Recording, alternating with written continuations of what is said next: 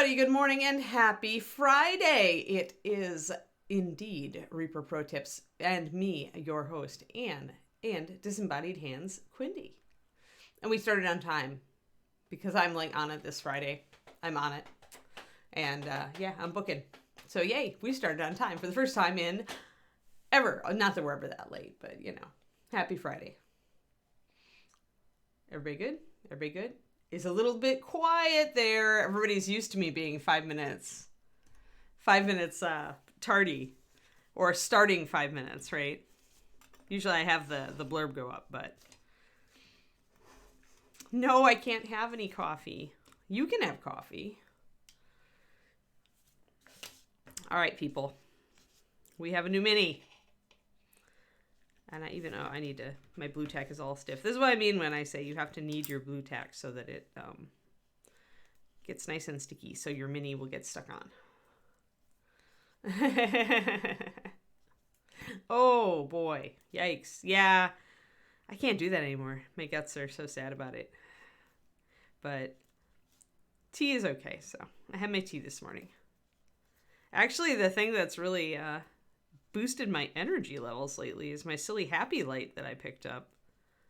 It's kind of weird. I would never have thought that this would have such a profound impact. And I was ready for it to really not do anything, or just to be kind of annoying, shining in my face every morning. But yeah, it works, guys. Especially if you have if you don't get much light. If you don't get outside much, I can endorse the happy light. Like now, if I don't turn on my happy light, I feel kind of sluggish.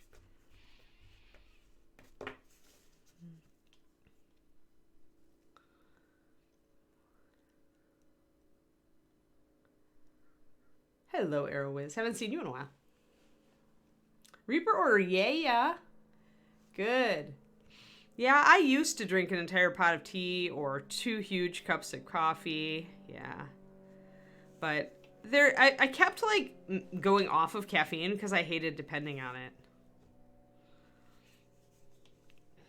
So now I'm on caffeine, but the caffeine I drink every morning is a mix of green and black, so it's really not very caffeinated. Just enough to give me a little boost. It's the actual brand of Happy Light. I forget what the Verilux, is that what the company's name is? I thought that I would go with the actual one instead of a cheap knockoff. Plus their lights weren't that, pricey. So I was like, I will try. I got one of their smaller ones. It's shaped because I thought instead of going for the whole huge thing that I would get a little portable one. So it's kind of it's got a foot and then it's round. That's the shape of my happy light. And it's probably only about 9 inches tall.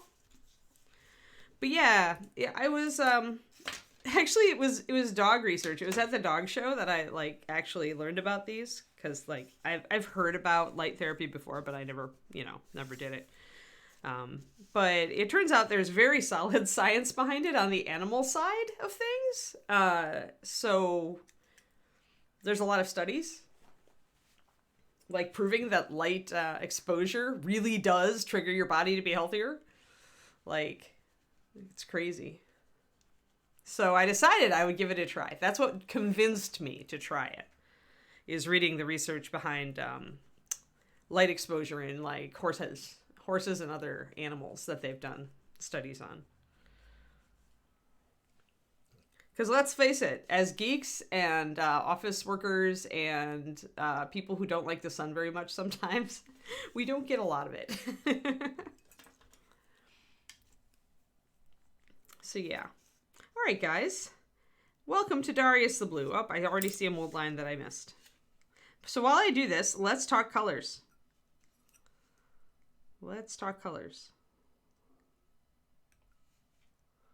And I'm going to take off this little bit of mold line while we do that. And then, so what I want from you guys is a skin color, roughly, dark, light, pasty, something. A skin color and a color of blue to start with. Because he is Darius the Blue. And yeah, we could paint him green or something, but I'm kind of in the mood to paint something blue. I haven't done blue for a while. So let's at least start with some color blue. It does not need to be a very bright blue or true blue, but some sort of blue, like a gray blue or, you know, a greenish blue or whatever.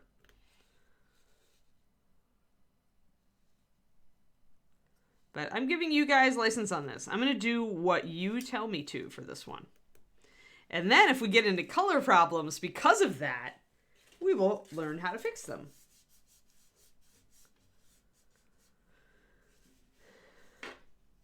Dark skin again, even though we've done a lot of dark skin lately.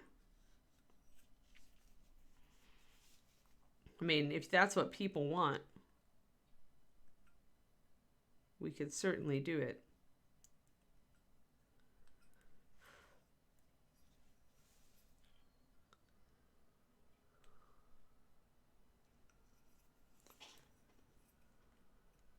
I am just going to continue to work on mold lines while we discuss colors.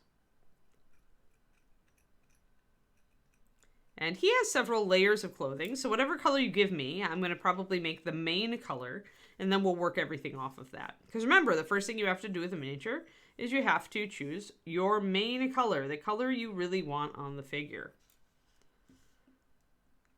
And you can work everything else from that. It's easy, relatively easy to choose colors after you have your first color. No, I'm going to say no on that, Turgeon. I'm going to say no, we are not doing blue skin and peach colored robes. I'm going to nix that. We are going to do a regular skin color of some sort, and we are going to do blue robes. Mostly because when you suggested that, my gut went, yuck! No. Nope. I want a skin color. I don't care what skin color really, as long as it's in the realm of okay, of usual. And I want a blue. But no peach robes, thank you. Interesting idea, but not for this character, not for this time. If you wish to try it, you may. I do reserve the right to veto like color choices that I feel would be absolutely bad. Mobrock, I don't know about doing yellowing skin because there's so little of it. If it was a bigger model, we could try to do like an old person kind of face. We might be able to get away with doing like Cairnstone for his skin color. So, I don't know. I'm still waiting. Yeah, Heather Blue. Okay, so I'm seeing that you guys want a muted or lighter blue. Is that what I'm seeing? I think every blue suggestion that has come up has been a lighter or warmer or muted blue. So let's grab some potentials here, right? Let me see. I don't think I've got Heather, but Heather is perfectly acceptable. I think the darkest I've heard is tropical. Let me grab lovely Akata blue. Let's make sure that we're back so you guys can see these choices. Somebody said a lighter blue. Somebody said like a sky blue. You know, Glacier and Ice Devil are kind of sky blue. We've got Akata, which is muted. Heather, I don't know if I have Heather. I've got Ashen, which is very close to Akata but darker.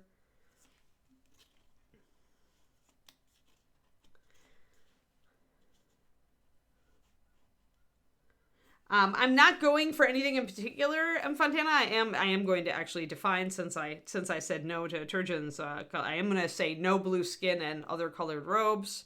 I really want to do it more kind of traditional, do a skin color for the skin, but any blue for the robes, and any skin color really. I'm seeing pale, I'm seeing yellowing, I saw a vote for dark.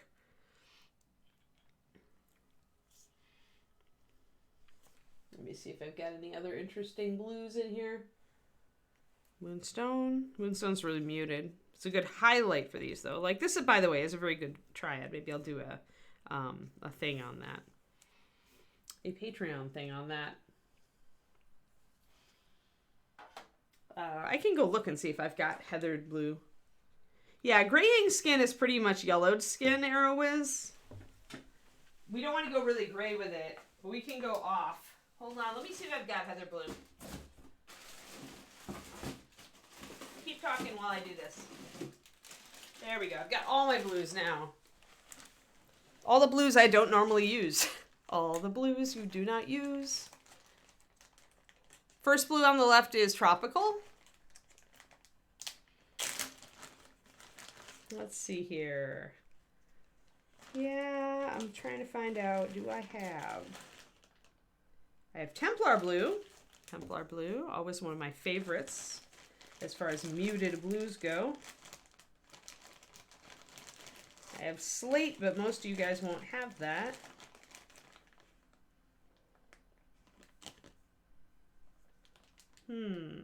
That's Ashen Blue again.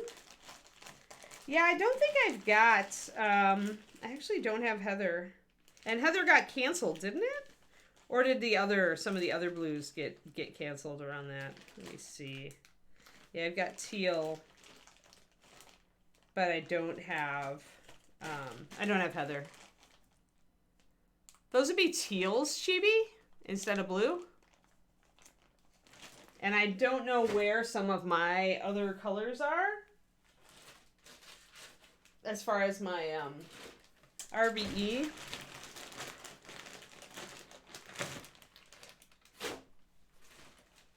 Looking around a little bit to see if I have any other colors. No, I don't have plasma.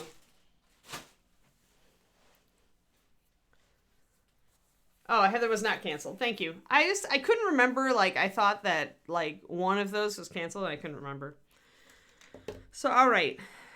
So, what are you thinking?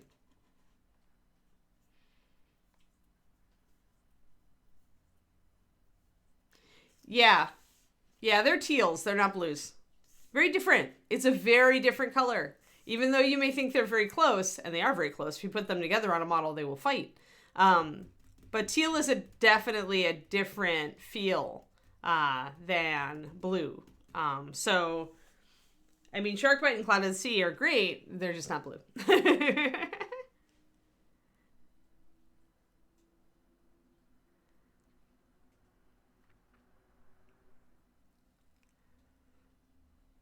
I'll go East Asian, but I may not go black. I mean, Asian, what I'm hearing from you guys is you want a more yellowy skin tone. Is that correct? Is that what I'm hearing? Somebody said dark skin right at the beginning, but then everybody else seemed to want to go in a different direction. So let's go. Let's see here. I don't have the golden skin pack out, but I can certainly go that direction. Let's use some things for skin tones that aren't normally skin tones. How about that? We have not done that, and it would fit with what you guys are asking for. Let me just look around here and see what I can do.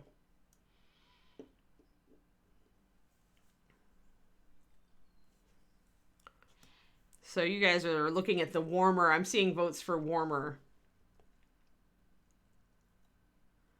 So, okay, so let's do this. Let's kind of separate these into two triads, actually. Let's separate these into two triads, because guess what? They work that way. Ta-da! Are you all impressed?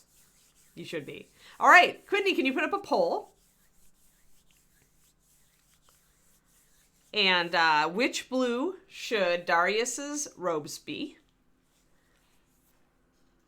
And one of them should be brighter, warmer blues. Tropical, Glacier, Ice Devil, but you can just say brighter, warmer blues. And one of them should be darker, grayish blues. So warmer, lighter blues and darker, grayish blues. That lets those of you who wanted me to use Ashen, and by the way, you all should know Akata Blue from Pathfinder. It is a beautiful, beautiful blue, and you should all buy it. I'm sorry. Just saying. There are some Pathfinder things that are absolutely lovely colors, and Akata Blue is one of them. And Ice Devil Blue is another. So, are you noticing a theme here? Pathfinder. There we go. Okay, guys, the poll is up. So, lighter, warmer blues, darker grayed blues. And these are still pretty blue as far as it goes, but they have a little bit, as you can see, they're not as bright. So this is going to influence our skin color. That's why I want to settle the blue color first, because the blue is the important thing. The skin, he's only got 2 hands and a tiny bit of face showing, so the skin is definitely not a main player here. But I want to know, before I figure out what my skin tone is, I want to figure out what my blue is. And this is important. This actually is important. So let's get some votes going on. So if you look at the top of your chat, you should be able to find it. I don't know what I want to do.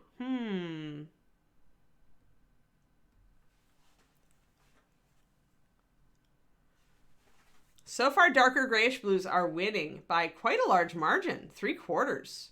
Oh, they just got pounded down.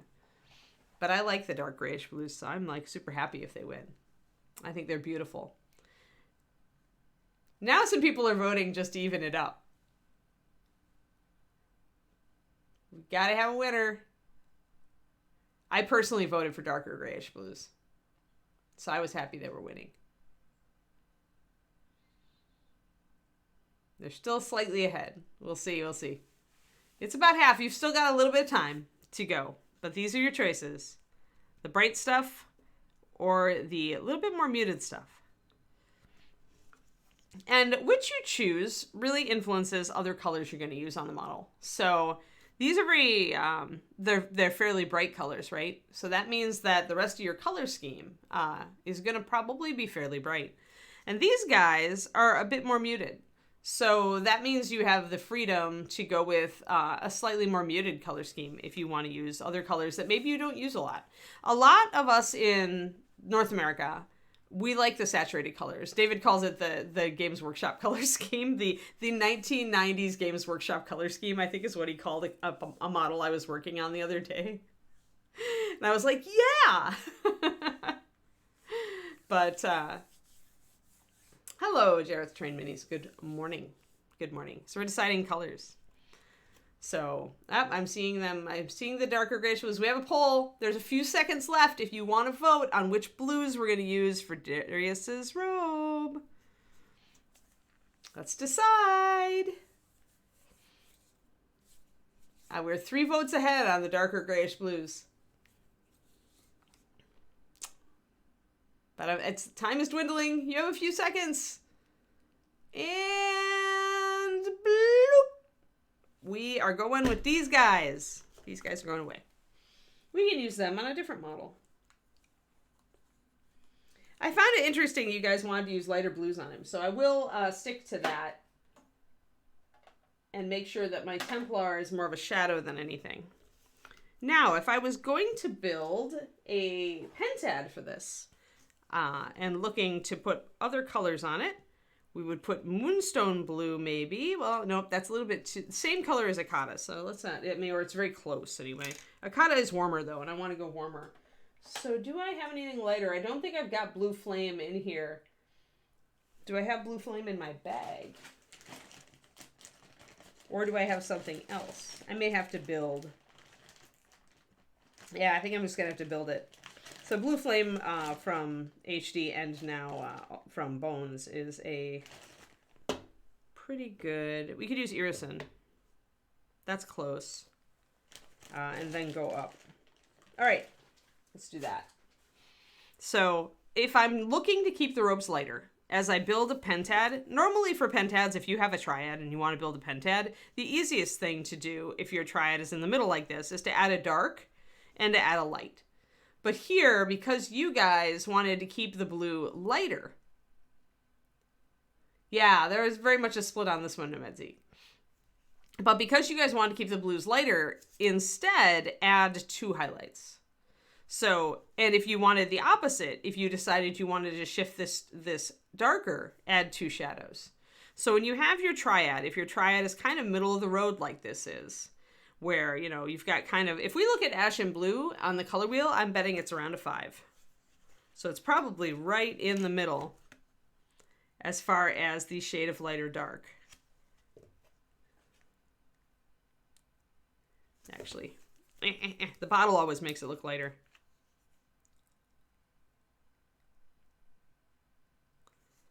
There we go. Let's get that there. And then hold that up against this. Yeah, See that? It's a 5. When you hold the drop right up against it, you kind of squint your eyes. If it looks darker or lighter, it's definitely just a little bit darker than that. It may be a little bit lighter than this, but it's right on that border.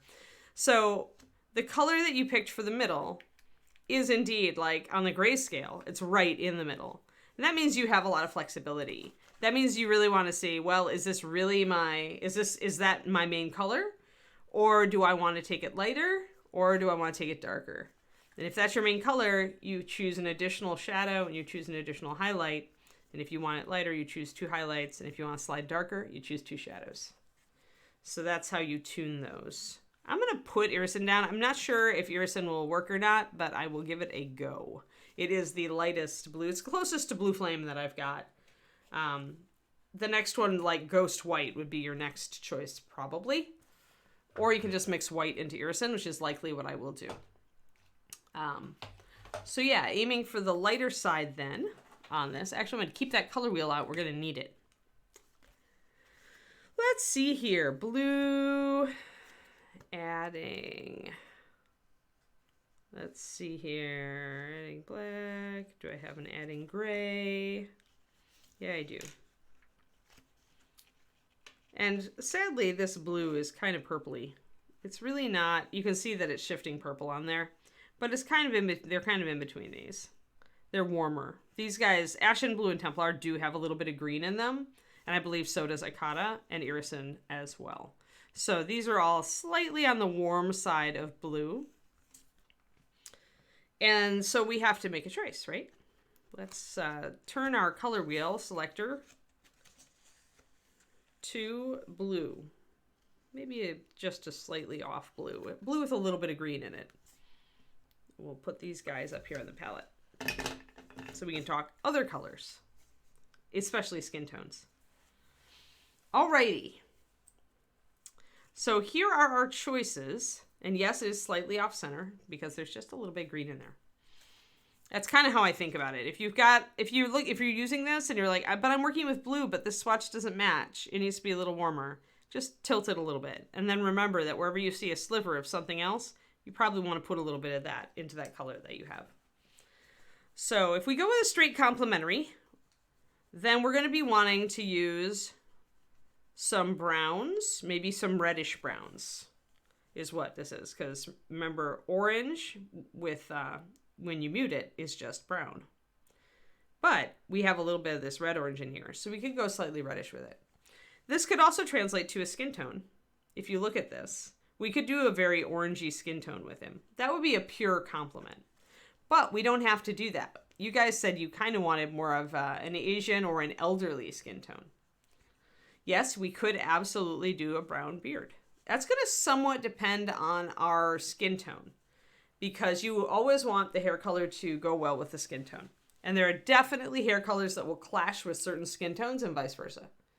So if we go with a very elderly, yellowed, grayish skin tone, then we're going to probably have to go gray or white with the beard, because that's going to work the best and also going to look the truest as far as, you know, what our model is.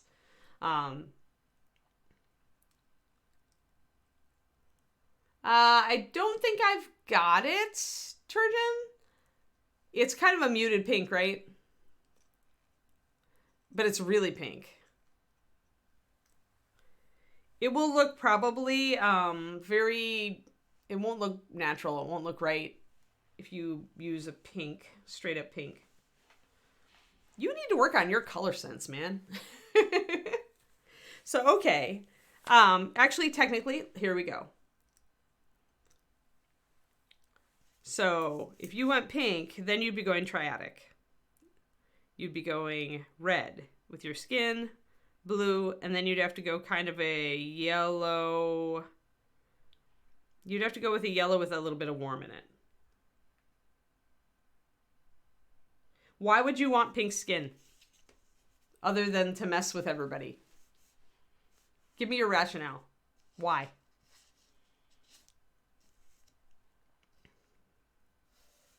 Yeah, why do you want to paint my skin pink? Is it pink with a bit of gray? Right, but skin is not like uniform pink unless the person is having a really bad reaction to something.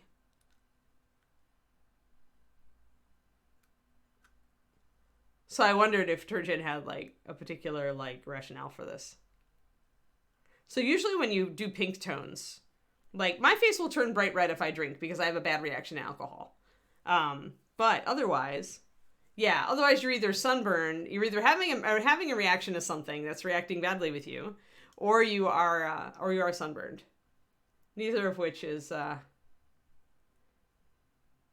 but yeah, babies are very different though than old people. Like as far as the circulation, your circulation usually is definitely subpar as you're getting into your old age, unless you're really working on it.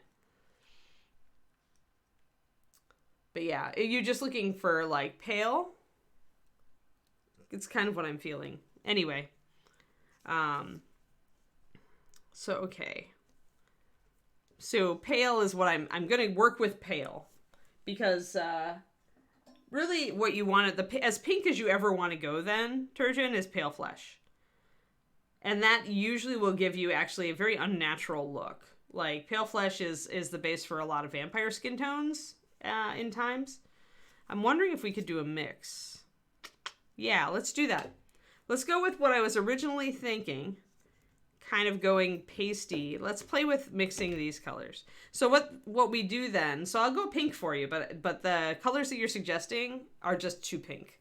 They're not gonna look, I don't think they're gonna look right. So, because you need a lot of brown in a pink. A lot of brown for it to look correct. So beware of using too much pink in a skin tone. Unless you want it to look like super cartoon, like it's like really people be like, what's with the skin, man? Stuff like that. Since this does have to go into the Reaper gallery at the very least, I do not want to go like really weird with the skin color, because the thing about it, okay, so sunburn and all that aside, if you're gonna do a sunburn skin tone, you have to kind of show why. Your model has to show why. So if you're doing a really red skin tone, it has to be a model that's like shirtless out in the countryside or on a beach or something, right? You have to be able to tell that story. Otherwise, people are going to just think that you're colorblind and chose the wrong color for your skin tone. And I think that if you actually look at baby pictures like on the internet and you sample those colors into like a program like Photoshop, you're going to see a very different color than a bright pink. The brighter you go with your pink in your cheeks, in your nose, whatever, the more cartoon your skin tone is going to look. And if you try to do pink over the whole face, like I said, it's just going to look really weird. It's not going to look quite right. So keep these things in mind. But I was thinking about going really weird and kind of yellowish and washed out, and maybe even with some like desert sand, which is a grayed out thing for kind of a shadow or a base. Remember, we don't have a lot of area here, so we can't do anything terribly clever. If we had a big face, we could do some real subtleties and really get into using these weird colors for skin. But because he's got so little skin, we won't have much room to do that. So we have to keep that in mind. But I am up for trying something weird like this, which I've never used for skin before, but my gut says this might work. And you'll probably actually will end up not seeing the pink hardly at all. Although we can certainly redden his nose up.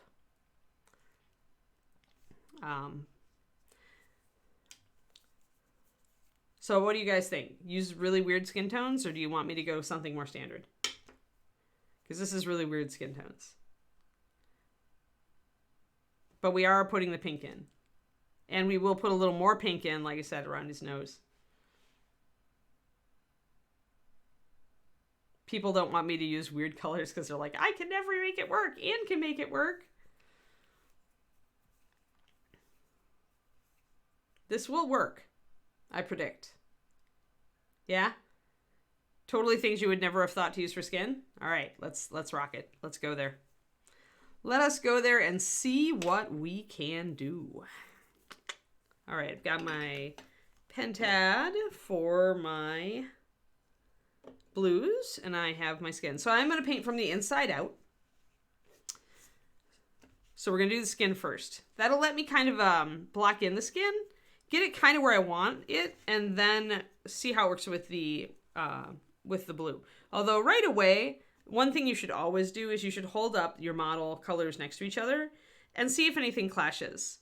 And when I'm looking at this, these actually go really well together. So I'm actually really thrilled about this, that these are going to probably work. And they might even be complementary, fully complementary.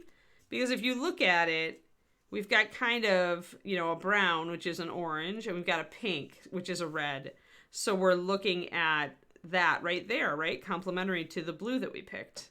So the orange, plus we've got a little bit of red in there. I think this is going to work actually pretty well. Yeah.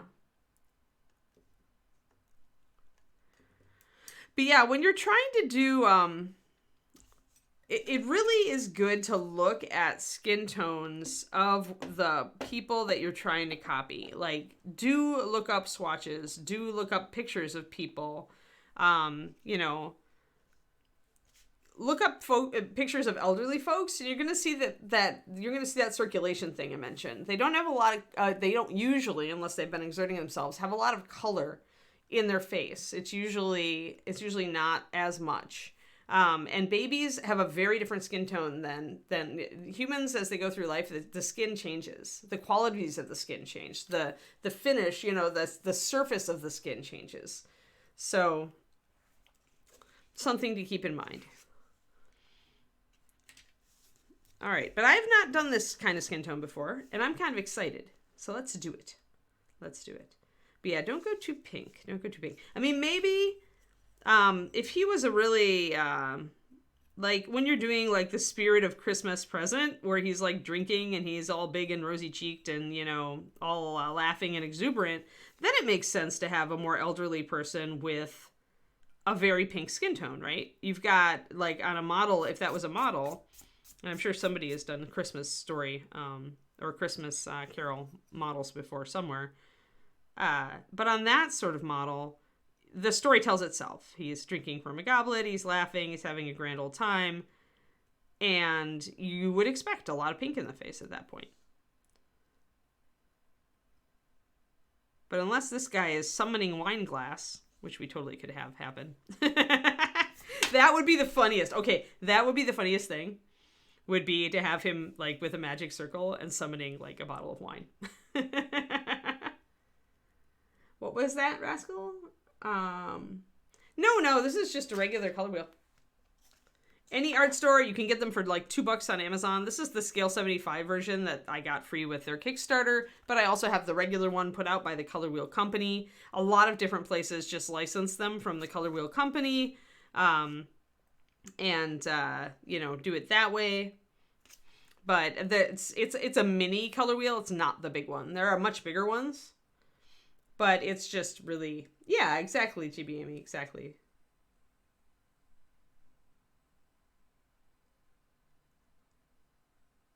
Deck of merry things. I think that would be funny.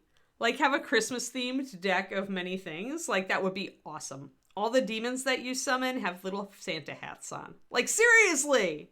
That would be amazing. That would be an amazing... That needs to happen. If you didn't do that, you have missed a grand opportunity. So, yeah. But this color wheel, I use a lot. Or its friend, the other one. I've got a couple of them lying around because I always misplace them. So if I always have, like, if I have 2 or 3, then I always know where to find one. But yeah, so double check your color wheel. Let's start with, do I want to start dark? I almost always start dark on skin tones, especially paler ones. Because otherwise it's really hard to introduce shadows. It's like easier to leave a little shadow than it is to reintroduce shadows. So I'm going to start with Desert Sand. I'm going to go up a bit with Cairn Stone, maybe with a little bit of the Pale Flesh mixed in. Then we're going to transition up to Totally Pale Flesh. When you're dealing with a color that's this pale, and you're using it for a highlight, usually you will not actually see the pink. It may just show up as a highlight because you're thinning it and you're putting it over other colors. So the only time it's really going to show up as a pink is when you're going and putting it over red, and then it's going to actually look pink. But even then, it's mostly just going to look light. So that's why I said when I mentioned we will go back in and probably redden his nose a bit, which absolutely does happen as you get older. Especially if he's summoning wine glass.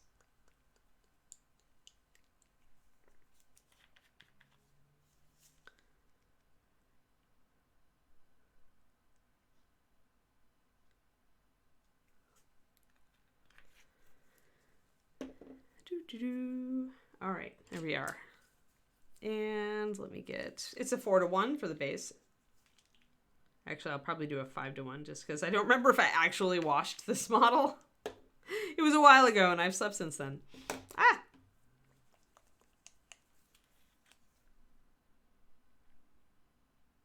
There we go.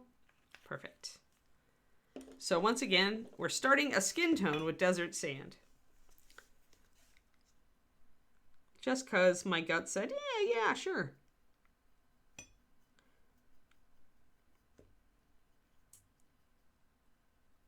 And we're going to see how that stacks up. Now, also remember that whatever you start with tends to skew the color overall. Like, right, if you start a little darker, if you start a little lighter, if you start a little greener, if we had started with Cairn Stone instead, maybe with some gray added, it would give us a very different effect than starting with this. So... Do you guys have a fun Halloween weekend planned? Anybody got any parties? This is going to be very pale.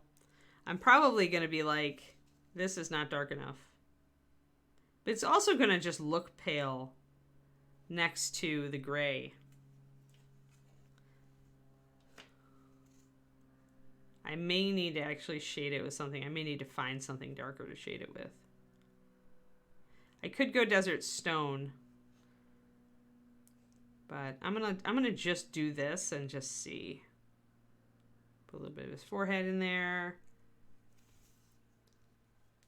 Ah, new group of players. Nice.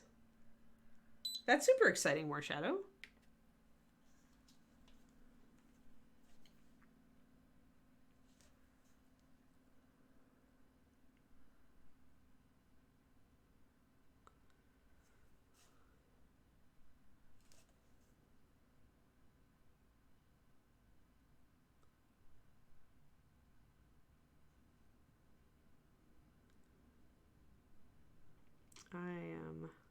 I don't have anything planned. I'm going to try to get to the store today and get a pumpkin so I can carve a pumpkin tomorrow. I think we do a kitty cat this year. Last year I did a snarling wolf.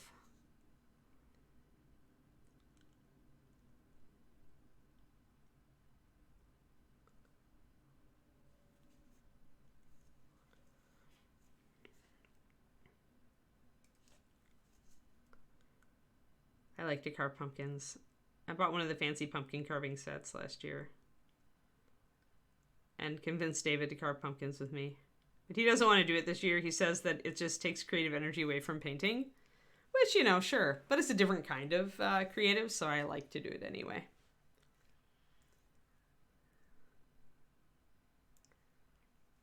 Yeah, his eyebrows are serious. He has 4 serious eyebrows. Yeah, we may need to do a little bit of a shade on this, actually. And if I do, I think I'm going to use just brown liner. I'm going to mix a tiny bit of brown liner into this color because I don't want to change kind of the essence of this color. I don't want to warm it up. If I went down with Desert Stone, which would be the natural shadow, Desert Stone gets very warm very fast. Because the stones in the pictures that I based it on, the stones from Egypt, like also have a definite like warmer tone. So I want it to stay somewhat cold and a little bit yellowy. And so that means I think I want to just use brown liner. I want to keep that black in there. I want to keep that cold tone, but I don't want to go with a straight gray because then it's going to start looking alien and not human at all. It's a fine line when you're doing a skin tone like this where it's more yellowy and waxy, more old person. It's a really fine line to keep it from going just way beyond what you wanted it to be. So I'm going to try mixing in a little bit of brown liner after I've got this base coated, and then bring that back in and do some shading and see what it looks like. And keep in mind that in like just kind of a void like it is right now with nothing else painted, this is probably going to look pretty weird, but once everything else is in, it may look just fine. So, oh, you're going trick-or-treating. Nice.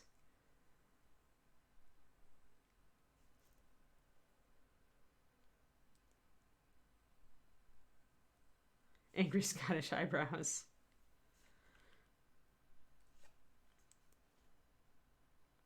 If he's got angry Scottish eyebrows, that means we've got to give him some tartan.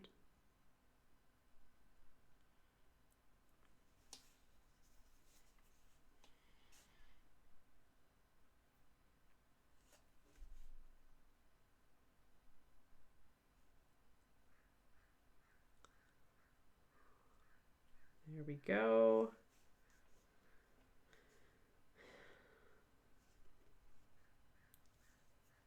Pikachu is the cutest. My favorite. I like Eevee too, but Pikachu is pretty adorable. I have several stuffed Pikachus somewhere around here.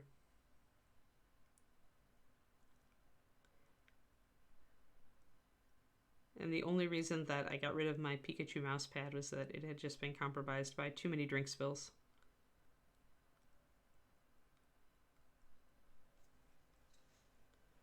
All right, so we've got a very waxy, yellowy skin tone starting out with. And that is, remember, that is desert sand. So now let's see what we can do to give that dimension, because it's so very light.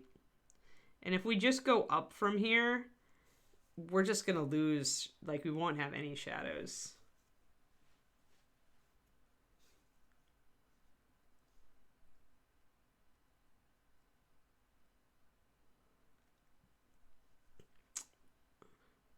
I am going to think about what I would like to do. You guys got to choose the initial colors. Now everything else, Anne's gonna take what you gave me and run with it.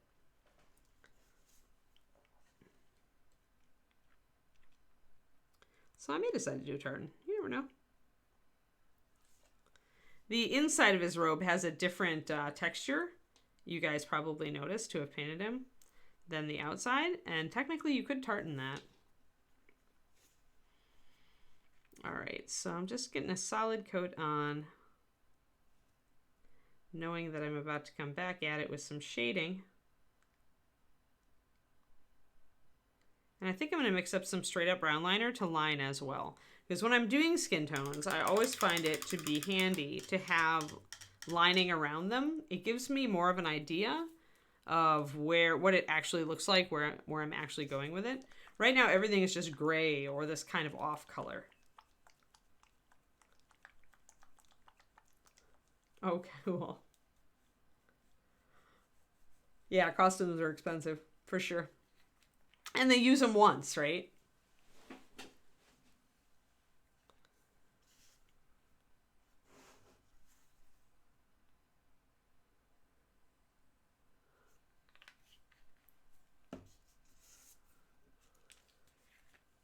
So I'm going to get my brown liner, and then I'm going to do a mix of the desert sand with a little bit, probably a 4-to-1, because I know the brown liner is going to be pretty pervasive and knock down that desert sand a lot. I'm going to show you guys what I'm doing here. Let me get over, there we are.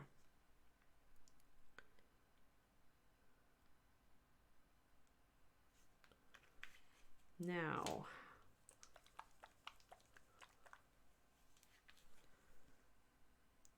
I'm looking forward to getting all of my nano prep done, my National Novel Writing Month prep this weekend.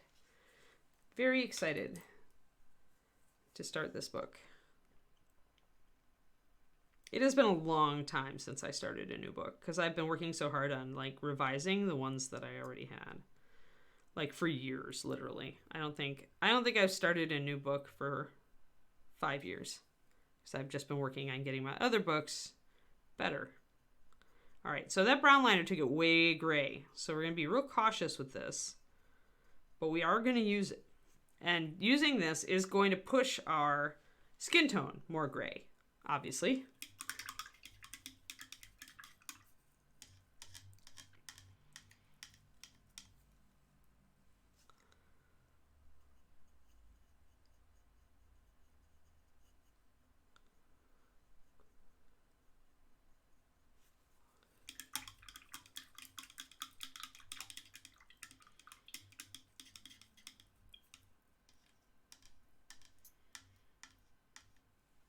Oh yeah, totally hand down costumes, for sure.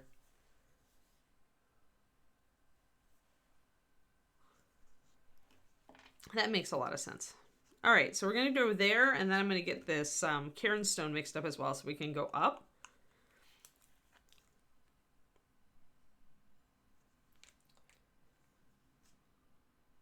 Oh, I need a declogger. I do love this Cairn stone color. It's a color that I've always wanted in the line, and I'm so happy that Paizo wanted it too. I need to get some extra bottles. Oh, come on, Pokey Tool. What is up with you? Wow, this is definitely giving me issues. It's like, you love me, but I don't love you back. There we go. Whenever you're having trouble getting paint out, make sure you tilt the bottle on its side to squeeze it out. Don't turn it up and down like this. If it's the agitator or a clog that's falling down to block the aperture, leaving the bottle on its side and squeezing the paint out is actually a better strategy. And whatever you do, don't sit there and bear down really hard on the bottle and think that you can force the clog out. The tip will actually fly off and you will get paint everywhere. Ask me how I know. Actually, our line is not nearly as bad for that as some other lines that don't have as much of a firmly set top part. Some of them are just kind of pushed in, and these at least click in. So you have to hit it, you have to squeeze it really hard to make it fly off, but it will happen.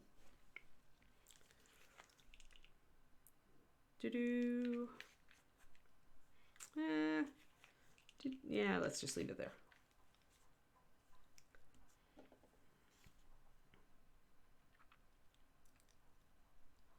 Yeah, when you do it, you just want to like kick yourself because you know when you're doing it that you shouldn't do it, but you're just hoping it'll work and you're just not thinking too hard about it until you explode colors all over everything, and then you're just like, oh. And you just wasted pretty much a bottle of paint, or at least half of one. So generally not a good strategy. All right, so let's take our brush, let's align, let's put some shading on.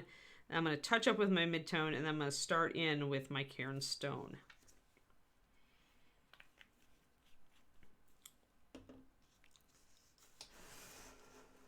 Doop. And there's very little area showing here. So when you're working on 28s and you're working on a small area, often you don't even need that many colors, like 5 at the most. But I think we're going to be okay with just 4 here.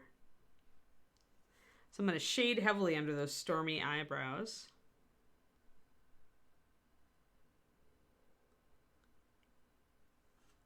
Which are pretty cartoony.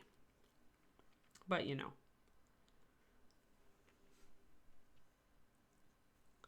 I'm going to grab a little bit of my skin tone and actually mitigate that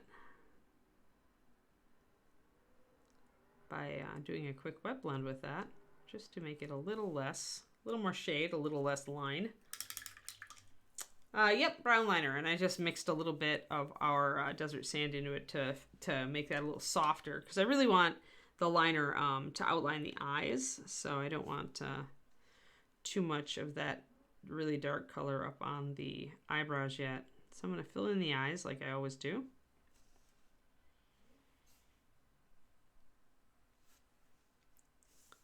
Remember to always move your model around so that you can get at little features more easily.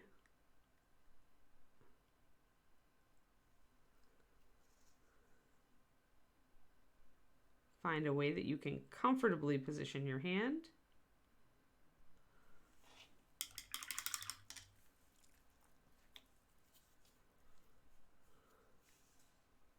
I think Reaper figured out what TARDIS Blue was, and we had to hand mix it. It was actually like a mix of Ritterlich and Templar, I think.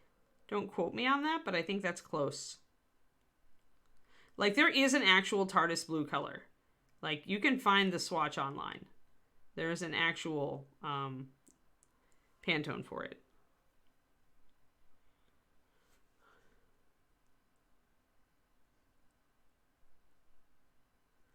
That's what we need to do. You've given me the answer.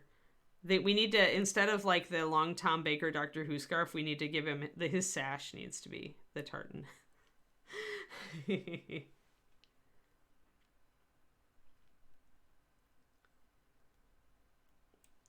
Be sure, if you want it to really look TARDIS, just look up TARDIS Blue color online, Chibi, and try to figure out which color's closest. Unless you don't care and you just want to pick a blue.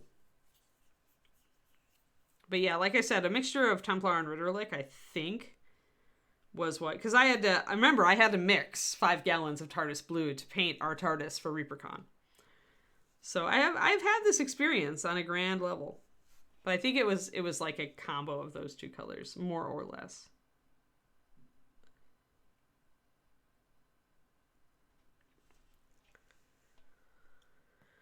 I always loved Tom Baker because he's just got a sense of humor about the role. Like, he just brought such kind of he was always kind of giving the viewer the side eye going, we're having fun, aren't we? I just really loved the way he played the Doctor. A lot of people prefer their doctors more serious, but I always kind of liked the Doctor with kind of an overblown sense of humor about his place in the universe. I just loved it. I ate that up as a kid.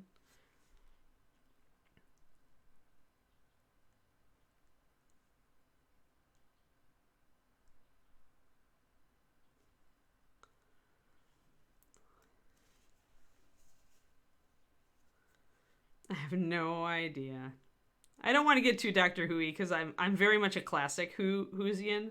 Like, I grew up watching like the old episodes, and I have not caught up with the new Doctors. So I am not as conversant with the current canon. So I'm just while I'm here, I'm just like grabbing this nice neutral shadow, and I'm bringing it in so that we can define his long mustache. Who grows mustaches that long anyway? Like, this guy. Like, are those evil mustaches? Like, I'm starting to wonder about Darius. I'm starting to wonder if maybe Darius is evil. Like, I kind of thought that he wasn't, but now I'm really looking at him and painting him all, like, undead looking like this is, like, making me wonder. Like, exactly who is Darius the Blue? Yeah, Tom was my favorite Doctor, too. Julie and Bob. Yeah, Davidson's not bad. Yeah, it's a reimagination, right? So...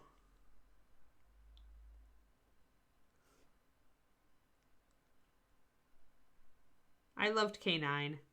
I wanted a robot doggy. You could have foreseen that, huh? With me and my animal fixation.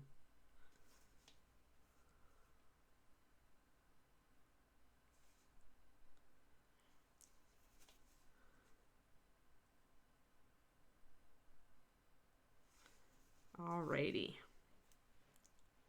So essentially just using this time to kind of define everything. I've got shadows. I've got a shadow color and I'm not afraid to use it. So I'm not even using like pure brown liner for this. I'm more using a mixture of brown liner and the desert sand. So it's a little softer of a liner because when I put that pure brown liner up, it was so stark and so dark. And then, yeah. Oh, does he make a cameo? That's good. Because K9 was always good. I want a modern canine, though. Like a robot dog with actual, like, working cybernetic legs and stuff. You know, like a real cyber dog. Like, that would be so cool. Probably a lot scarier. If he can still, like, shoot laser beams, then you've got a very formidable canine.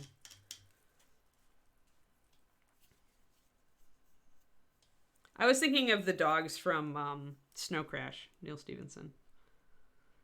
Partially real and partially cybernetic. But mostly cybernetic.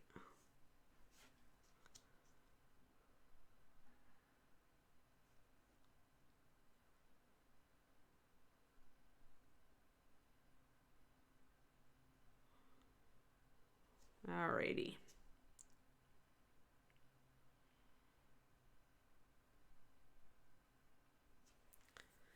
Just getting a little bit more shading in there. I read it when it first came out, GB, and I became a Neil Stephenson fan, even though the man cannot, like, end a book to save his life. I swear. I still adore his writing, though. The worlds he builds are just fantastic. And I shouldn't say that. He's perfectly capable of writing a decent ending these days. At Snow Crash, I was just like, no, there should be more. He tends to like very abrupt endings. And I like a gentler ending, so that's purely my preference. But he's brilliant. There we go.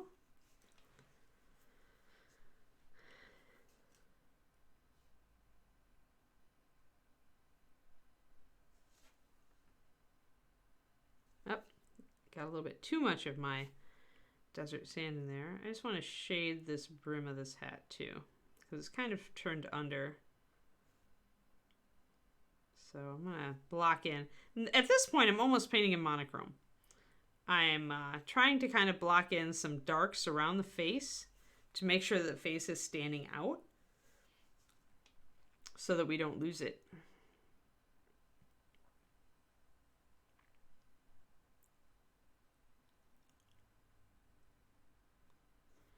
So doing this is just pretty much underpainting my shadows, which you guys don't see me do a lot. But here on this model, with this light skin tone, I feel like I can do it. And it lets me kind of like say, okay, this is an area, this is an area, this is an area.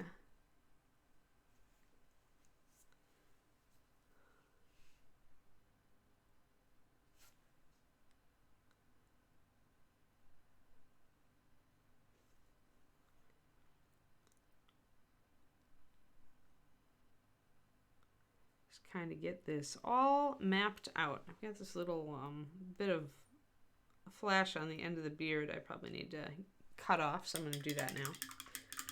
We're getting there. And next I'm going to line and shade the hands.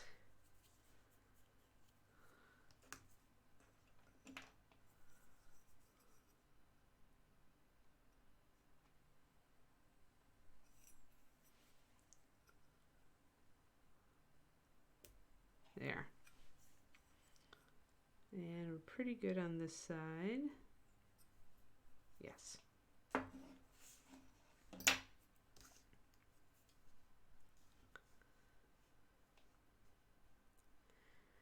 You guys are good at your popular media.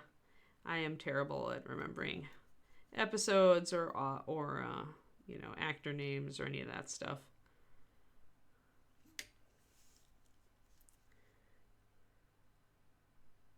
But I can usually remember authors and books. So I guess we can tell what my focus is. All right, let's see here. I need a little bit more semi-liner here.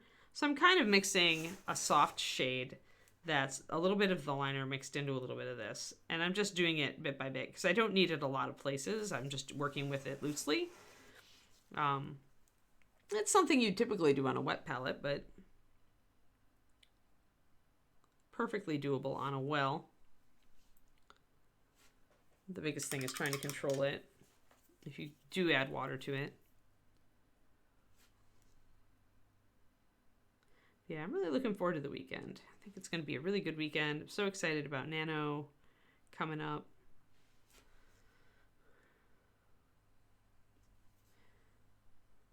I'm going to try to meet up with some people and do a write-in at some point in person. All of Nano's official stuff is virtual this year, again, just because nobody knows, pandemic, blah, blah, blah. But so just doing some shading here on the beard again. Kind of figuring it out. Blocking parts off and doing a little bit of blending. And that will bring that all back up, depending on what hair color we decide to do for him. But that just gives me kind of a nice surface to play from. Right now I'm thinking the skin color is going to be the lightest thing on this model, but that may not be the case.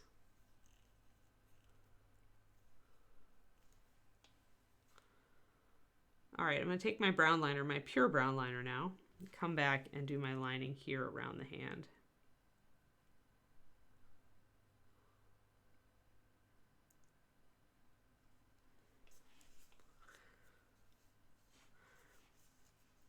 And you always, oh, I'm just noticing a mold line, a tiny mold line along 2 of these fingers. I must deal with it.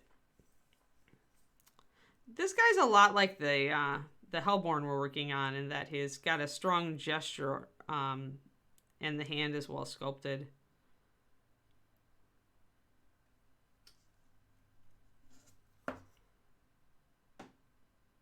So you want to pay attention to the details on said hand, and that means trying to make the hand free of mold lines, which I failed at the first time around, it seems.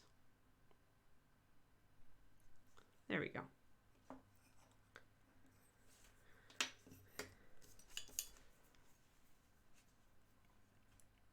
Let's do a quick rebase coat.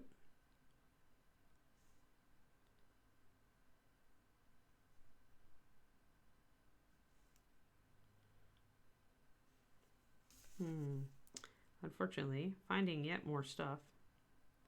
It happens. This is the point where, if you don't prime bones, like I don't, like you don't get that kind of, you primed it and you see all the mold lines. You only notice those mold lines once you actually start base coating. So that's what this stage is. There. Now I can do the fingers. So always line between your fingers. If you think that using regular liner is too dark, just mix your skin tone with a tiny bit of liner to make it dark and use that. But do line between the fingers. Always line between the fingers. It's good practice for your lining and your brush control.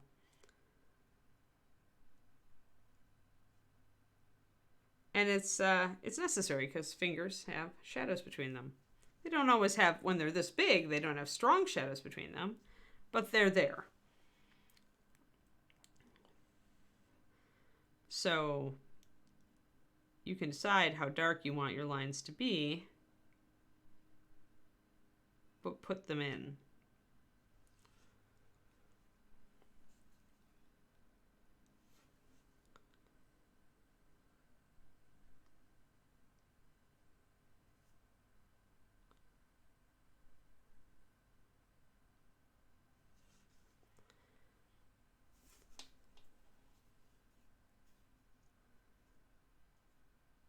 Do not shy away from this. This is some of the earliest, I mean, it's early practice that you can get with lining. And it's not a total crisis if you screw it up and you have to go back and do it again.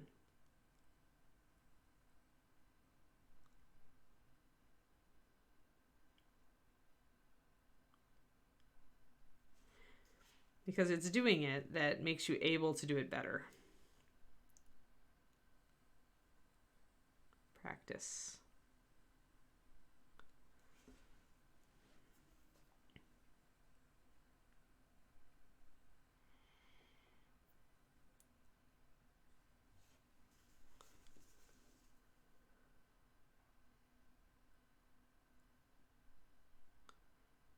There we go. And once again, Bobby has sculpted this hand very well.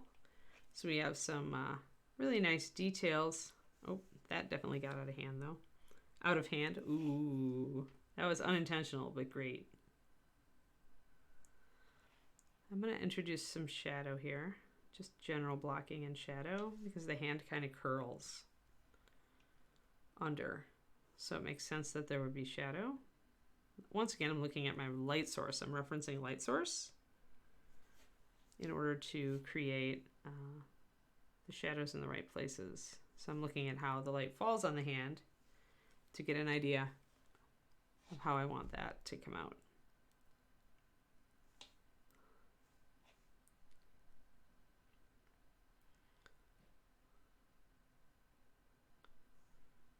And remember that when you're dealing with a pentat approach, your midtone is going to be your lightest color on the bottom of surfaces.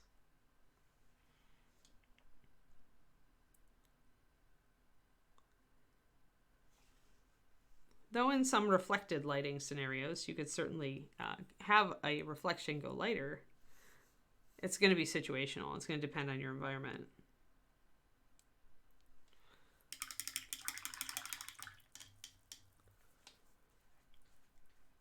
Yeah, doing him in these very like yellowed out skin colors is definitely making him feel more evil.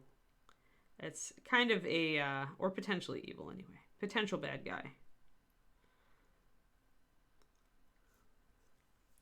Warmer colors tend to read as friendlier to us. Muted out, dark, dingy.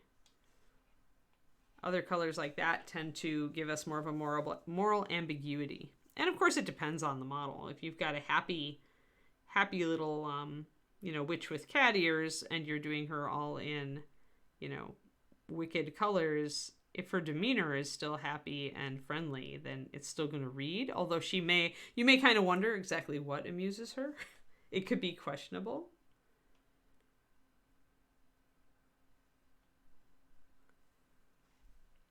But then again, I'm wearing my Chaotic Good shirt today, so, I like a little bit of questionable morality.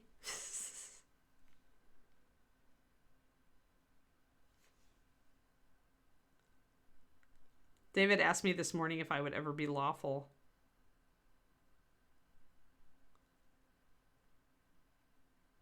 And I told him I didn't think so.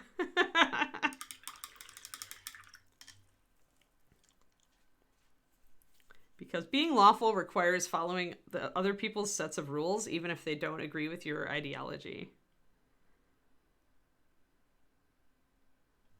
It's not the way I roll.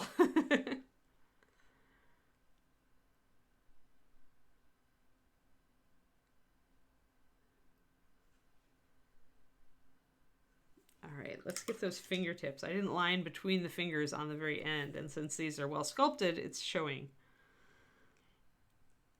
The more kind of slipshod the sculpting is on a figure, the more you can kind of get away with just kind of suggesting things and not really like going in tight on them. But when something is really well sculpted, when you just blorf it and don't actually paint it, it shows. You need a happy light. I'm totally going to be that happy light convert person. No, I'll shut up.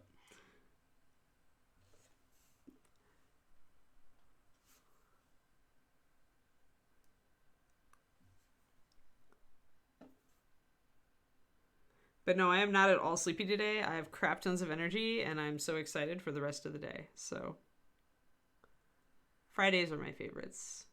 Like, if I can get a lot of good progress, then I can take the afternoon off and work on whatever I want. So I am so psyched to, try to get my to-do list done today so that I can do that.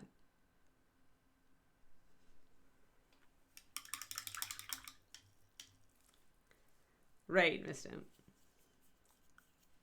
Or just that you might not agree with them, right? It's like Chaotic Good. The description I always liked about Chaotic Good as an alignment was you have a code of conduct, you have a code of ethics. It's just not anybody else's. It's your own. And that's totally it.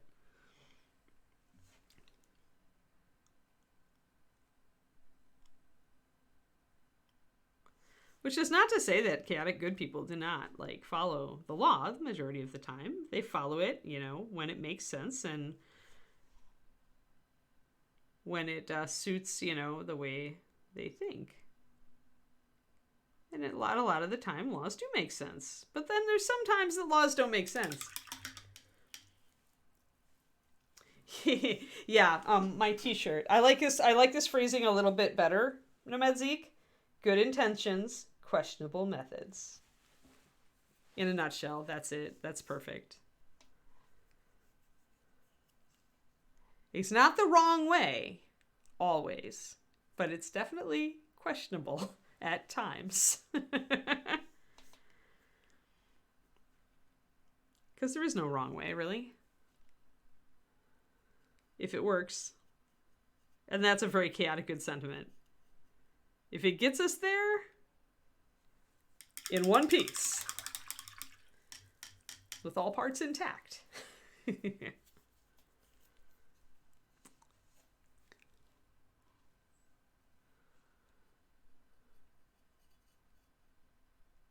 I love this t-shirt. When I saw it, I had to buy it because I've always tested chaotic good. Always. On every alignment test. All right, so we've got the shadows blocked in here and some of the lines on the hand. And we've got some dramatic shadow on that finger there. So this is definitely putting some drama. If I stick with this level of shading, like where it's quite dark in the shadows, we're going to be conveying a lighting effect, a very strong overhead light. So I'm going to just shade a little bit more strongly inside the hand. Because if we want that effect, we have to be consistent about it. It can't just be the underside of those fingers. It's got to be the underside of all of this.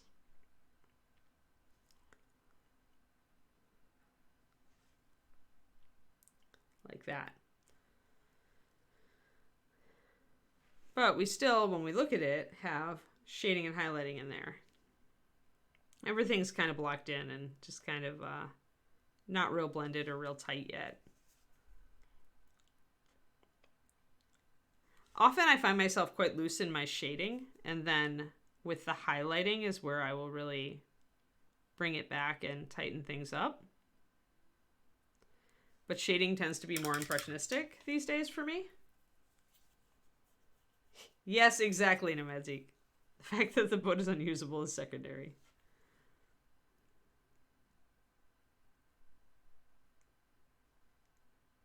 That is totally it.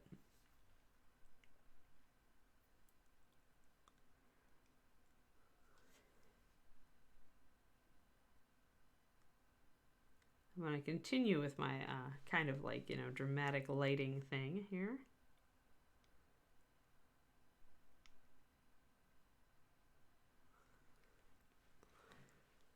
Yeah, that looks pretty cool. All right, cool. That does mean I need to shade under his cheekbones a little bit more.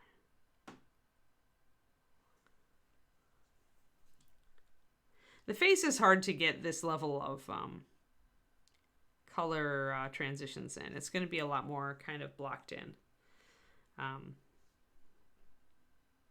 Just because everything is so small there. You have so little room.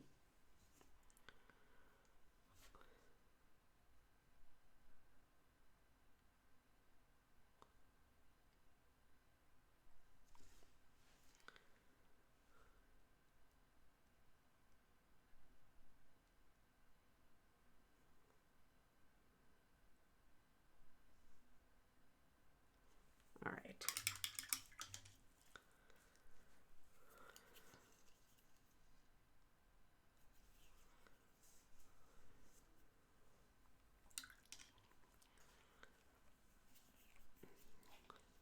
Yeah, that's the thing. Awful good people, like, they want to have their cake and eat it too. I just, you know, the chaotic good people acknowledge that sometimes, you know, having the cake is good enough. Or eating somebody else's cake, if it's justified. But only if, you know, it doesn't, you know, if eating the cake is a move toward, you know, real evil, then That's not a good idea.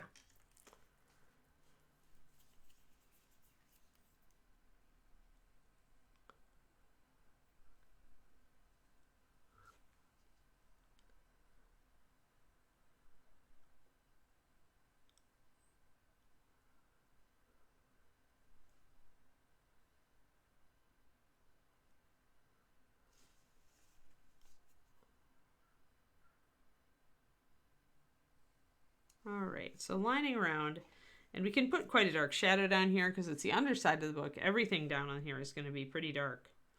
The book is plain, which I actually kind of like. We may do some freehand down here, just kind of cleverly to, just as a surprise if anybody like actually looks.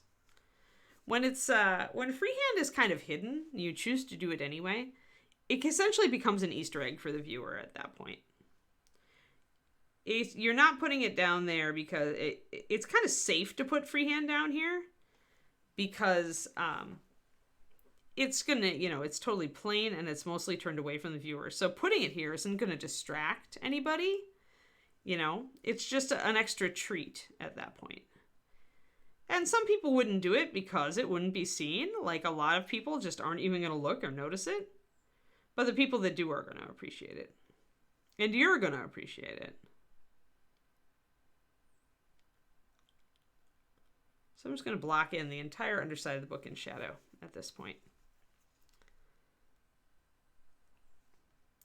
At this point, we are almost doing a light and dark study on parts of this. As I said, we're blocking in shadows. We're underpainting our shadows to remind us of what stays dark.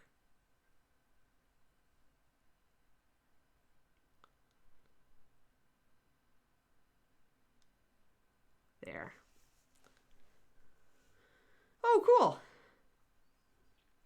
Yeah, the Sugar Skull competition sounded really cool. I just didn't have time. I had so much else to do. I am working hard now so that I don't have to work as hard in the future. I'm trying very hard to establish a certain routine with my day, get into a certain kind of set of habits to make everything else easier down the road.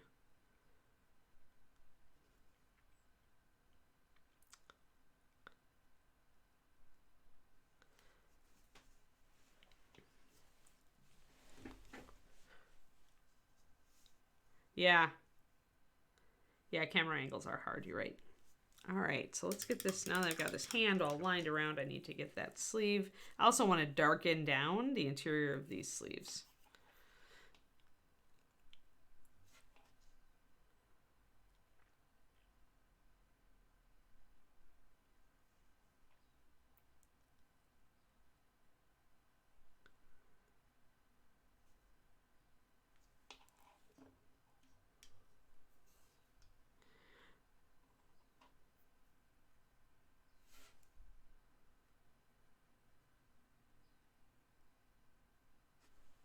So I usually shadow the entire sleeve, but then when I come back over with the actual color, I'll fade in this lower part because it's really a dark shadow right under the hand.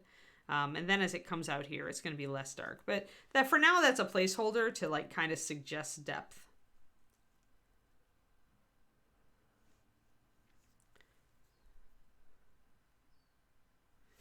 Yeah, I'm combating the fact that I have crap tons of crap to do in all aspects of my life.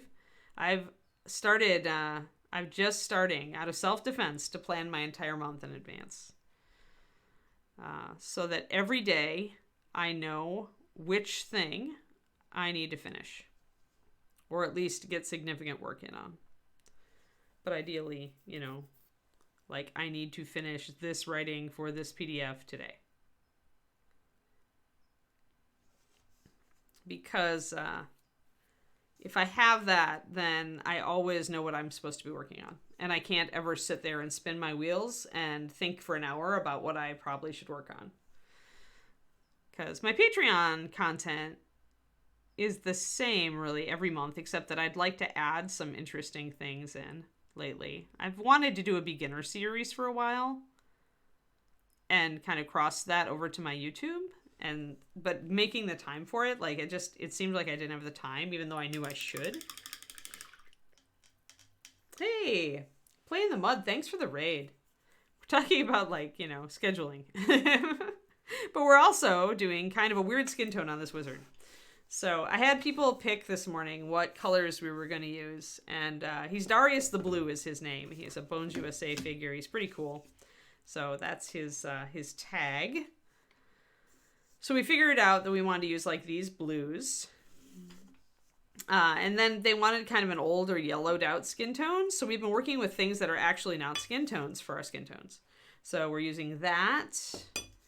And we're using that. And we're going to go up probably with that. And we're mixing some brown liner in to make a shadow. Because when I started on this desert sand, it really, really wasn't dark enough. So right now I haven't added in any of the pink, the pale flesh. And we're working more with these kind of yellowish skin tones. And we're just blocking in some shadows and stuff like that.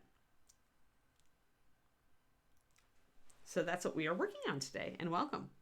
And I'm Anne, I work for Reaper. I created the Master Series paint line, and then I moved to California to be with my fiance, and my now fiance. And so now I stream for Reaper. I was a staff painter for many, many, many years too. No, there really isn't more shadow. That's why I mentioned that I've been wanting this color in the line for a long time, and we didn't have it, and Pathfinder put it in. It's really unique. Not yet, Gel Tip, not yet. If he's got the elderly skin color, though, we kind of have to gray things out at least a bit. So right now I'm just blocking in the darks, trying to get my shadows like kind of nailed. But yeah, since we're giving him old person skin, he's probably going to have either gray or white. And yeah, I'm gonna wait because I'm kind of planning this stage by stage, since I let people in the chat pick colors. The next thing we will probably work on is the blue, because it is the main color. And once I have that nailed, then I'm going to choose my hair color based on how that color would interact with everything else. So really, I'm into color theory a lot. I talk about it a lot on the stream. And since we're using a really neutral skin tone, and we're using a very gray blue, then there are certain beard colors and hair colors that would just be terrible. Like red hair, completely terrible on this model, unless you really bleached it and grayed it out and just suggested a little bit of it. And I still probably wouldn't do it. I don't think it's going to look good with the color selection. So I tend to, when I'm doing this, when I let the peanut gallery choose the colors, I tend to construct it step by step and then make my color decisions, each based off of the previous ones, so that we end up with something that actually looks really cool and harmonious and goes together well. There we go. Yeah, I know, Bob and Julie. That's what I was always setting out to get a lot done, and I would manage it by the end of the month, but it would feel really tight at the end of the month. And I'm like, no way should this be a thing. So I started making a couple rules that have really helped, and one of them is that I don't touch my social media or my regular non-business email until after 4 o'clock in the afternoon. That has done wonders, because then I can't be bugged or interrupted by things that I'm not supposed to be working on. And in truth, what I have found over the last couple days is it makes me a happier person not to touch those things. Like, significantly happier day, not touching the social media, not interfacing until after my work is done. So we want to darken down this whole hand down here, because just like the book, the hand is going to be in shadow. So I'm going to be using my mixture of brown liner and the desert sand to start that. And I'm going to be taking where I see these shadows, see those lines there and the deep shadows? Those are going to go a lot closer to brown liner. It's going to be more the mix of that and brown liner. Just like we did on the hand up here.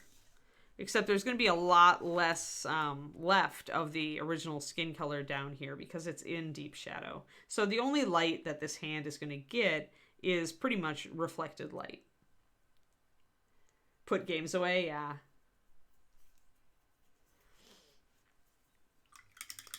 Cairnstone is also great, like if you are doing stones and you want a granite, like that yellowish granite color, that yellow gray, this is that color.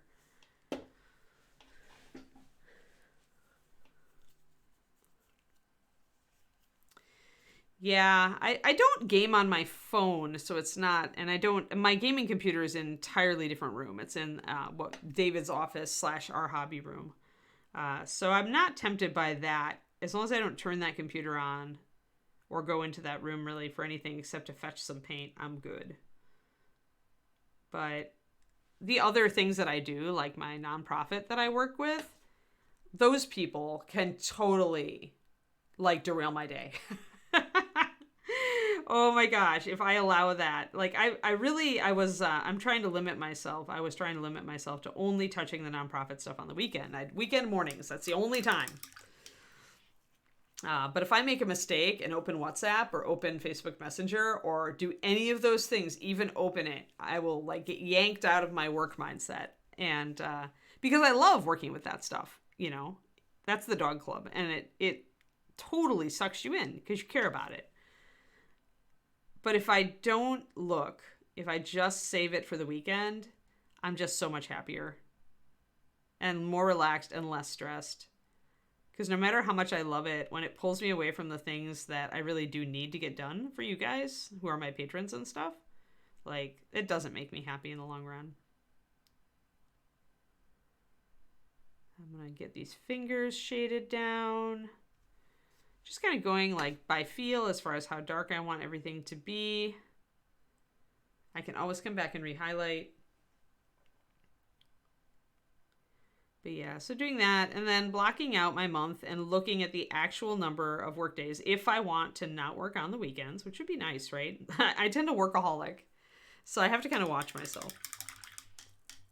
So blocking out the exact number of days and the exact number of projects that I need to get done for the Patreon and how much time in each day those things take. Because at this point, I kind of know that, right? I've been doing the Patreon for almost 3 years. And for those curious who are not on my Patreon, it's patreon.com/paintingbig. We talk about color theory in the $5 tier, and we talk about all sorts of other painting technique stuff in the $2 and $10 tier. And then the 15 is a paint along. And we're about to pick a new model for that. Like, I started the ball rolling. I'm interested to see what you guys choose. Thanks, Quindy, for the link to my Patreon in the chat. So I'm just bringing a little bit of that lighter color back in now. But because I put down the dark color first, this desert sand doesn't look as light. It's always going to look darker if you're going over a dark background. So when you want to really control how your colors look, be conscious of your base color, and that can include your primer.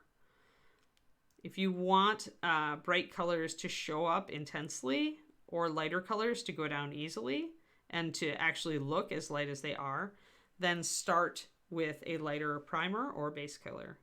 Whereas if you want stuff to look more shaded, maybe because it's in shadow, start with that darker color.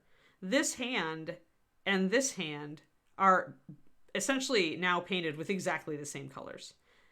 But because I'm going over the darker gray and reintroducing that desert sand color down here, it looks darker than it does up here where I put it over this light gray bones material at first. So what you start with, whether you start with a lighter color or start with a darker color, even if you are using exactly the same colors, they can look completely different.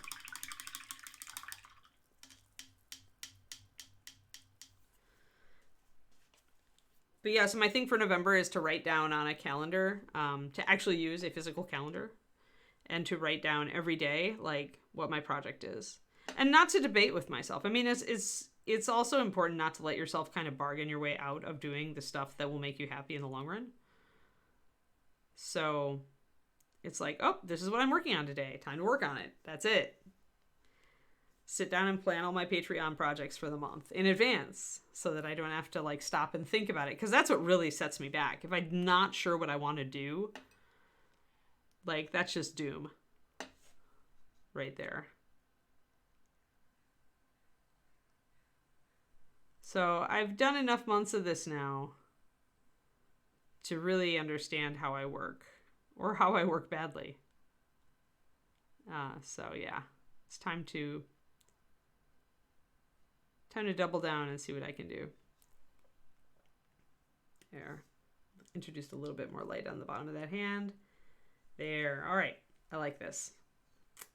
That is coming along really well. And it is 11. And we started on time, which means it is time to stop. So we didn't quite get to the Cairnstone highlights, but we did get a lot of other stuff figured out and set in. I do think I need to knock down his face a little bit.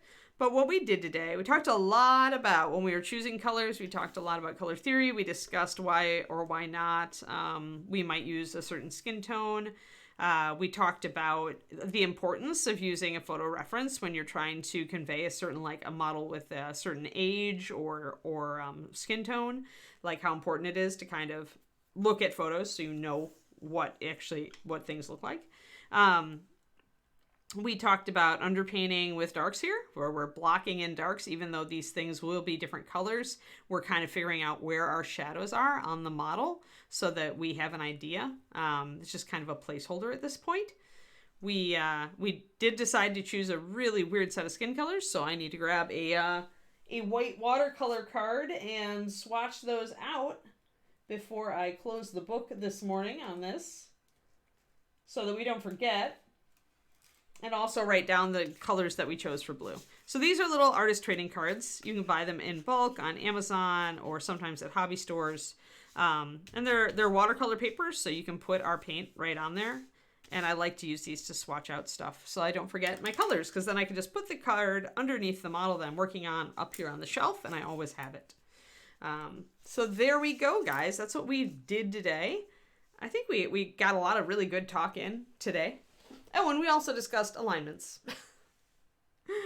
And yes, Reaperland. Oh, we're going to read. It's Luca's birthday. Oh, very cool. Yeah, wish Luca a happy birthday, guys. That's fantastic. He has to work on his birthday. Make it fun for him. Okay. All right. I will get going then. And yeah, everybody have a fantastic day, right? Like, it's Friday. I'll see you guys again on Monday. We're going to be working on Monday the bronze golem. The bronze golem is back. We're going to work more on the ram's head fists. So be there or be square. And I'll see you guys later. Bye-bye.